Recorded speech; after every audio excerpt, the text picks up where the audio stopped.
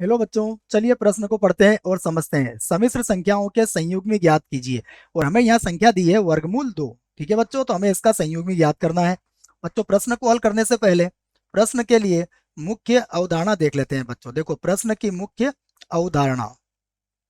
अवधारणा में हम सम्मिश्र संख्या को और उसके संयुग्मी को दोनों को बच्चों अच्छे से समझेंगे। देखिए, तो मुख्य अवधारणा में सबसे पहले मैं लिखूंगा कि मेरे पास यदि कोई सम्मिश्र संख्या दी जाए, तो यदि कोई संख्या है z बराबर a प्लस आयोटा b।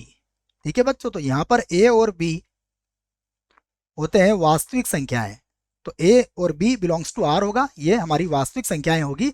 और यहाँ पर देखो बच्चों, यहाँ पर जो इसका वास्तविक भाग होगा, यहाँ पर हम कह सकते हैं इसका वास्तविक भाग अर्थात रियल पार्ट ऑफ z।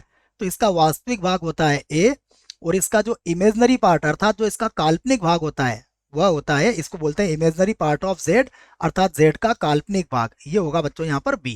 ठीक है, तथा तथा बच्चों यहाँ पर जो आयोटा है इसका मान किसके बराबर होता है? वर्गमूल -1 के बराबर होता है। तो यह तो हमें सम्मिश्र संख्या की जानकारी मिल गई है बच्चों। अब देखिए, यदि हमें यदि हमें इसका संयुग्म ज्ञात करना हो बच्चों, तो यह भी हमें पता होना चाहिए। हम इसको भी लिख लेते हैं कि z का संयुग्मी। देखो, z मतलब जो सम्मिश्र संख्या में दी जाती है उसका संयुग्मी अगर हमें लिखना है तो इसके संयुग्मी को हम कहते हैं z बार, और ये होता है a माइनस आयोटा b। ठीक है बच्चों, यहाँ पर हमने क्या किया है, जो इसका काल्पनिक भाग है उसका चिन्ह बदल दिया है बच्चों। ठीक है, तो चलिए बच्चों प्रश्न को आरंभ करते हैं। प्रश्न में जो संख्या दी है बच्चों उसको मैं z के बराबर मान लेता हूं। तो माना z बराबर कितना है? वर्गमूल 2 है बच्चों। देखिए, z बराबर जो वर्गमूल 2 है, मैं इसे लिख सकता हूं z बराबर वर्गमूल 2, और प्लस इसको लिख सकता हूं मैं 0 आयोटा। ठीक है बच्चों, 0 आयोटा यहाँ लिखा जा सकता है। तो देखो, अब मेरे पास ये a प्लस आयोटा b रूप की बन गई। तो अब मैं लिखता हूं इसका संयुग्म में। तो अब हम लिखेंगे z का संयुग्मी।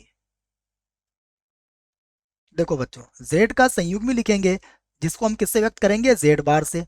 और इसका संयुग्मी होगा वर्गमूल 2, और इसका काल्पनिक भाग बदल जाएगा अर्थात हो जाएगा माइनस का 0 आयोटा। ठीक है बच्चों, परंतु हमें पता है कि -0 आयोटा का मतलब 0 ही होगा, तो फिर से हमें क्या मिल जाएगा? वर्गमूल 2 ही मिल जाएगा बच्चों। अर्थात z बराबर यदि वर्गमूल 2 है तो इसका संयुग्मी भी क्या होगा? वर्गमूल 2 ही होगा बच्चों। आशा करता हूं आपको इस प्रश्न का उत्तर समझ में आया होगा। धन्यवाद।